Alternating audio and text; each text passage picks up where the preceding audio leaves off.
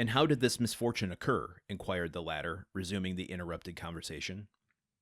"Alas, sir, in the most unexpected manner. After a long walk with the harbor master, Captain Leclère left Naples greatly disturbed in mind. In 24 hours he was attacked by fever and died 3 days afterward.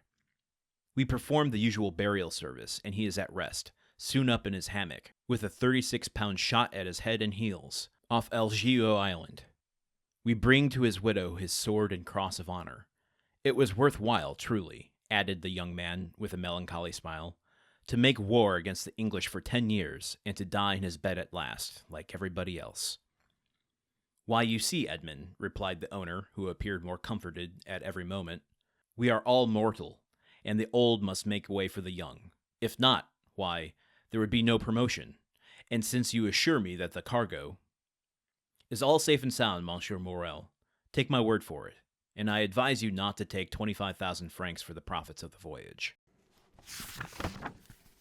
All right, what's happening here? Dantès is explaining that Leclère fell ill with a sudden fever.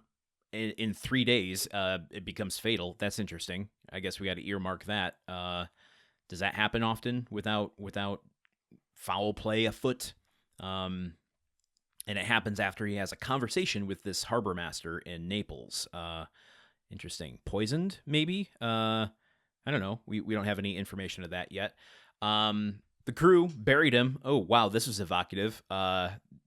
Sure, high sea adventures details that, a captain who lives and dies by the water is buried there, wrapped up in a hammock, his sleeping hammock, and then packed with cannonballs at the foot and head of his watery casket, and then sent down to the Davy Jones's locker, I guess.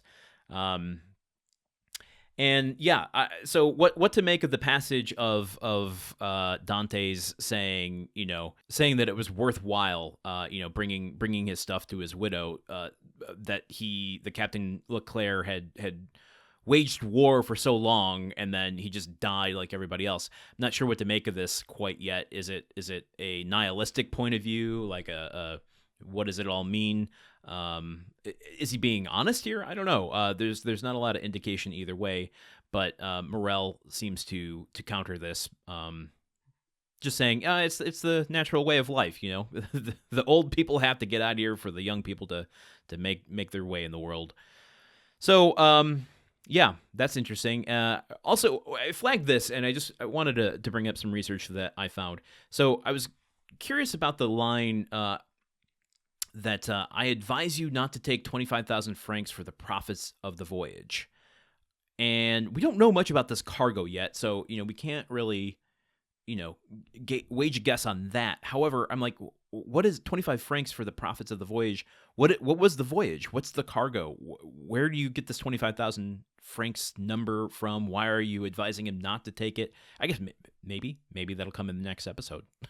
Maybe I'm getting a little ahead of myself here, but I did a little bit of research, just kind of trying to understand this, and I guess Dantès is saying that ships like this are often operating under contracts that they go and get treasure or cargo, and that the profits are going to be sold to brokers.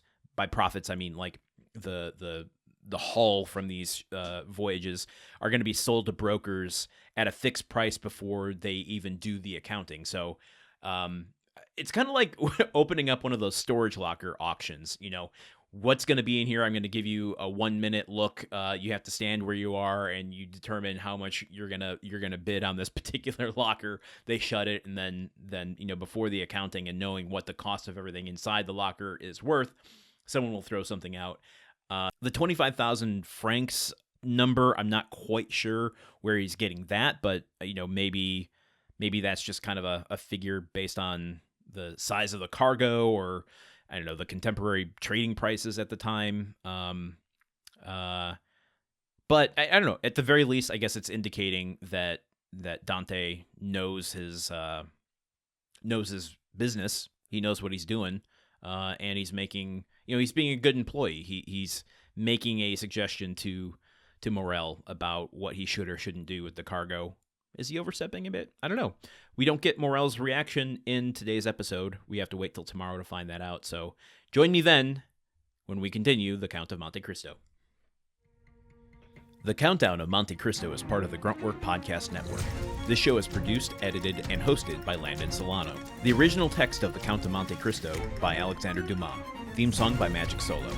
If you want to support the show and others like it, visit patreon.com/gruntworkpod. Thank you for listening. See you tomorrow.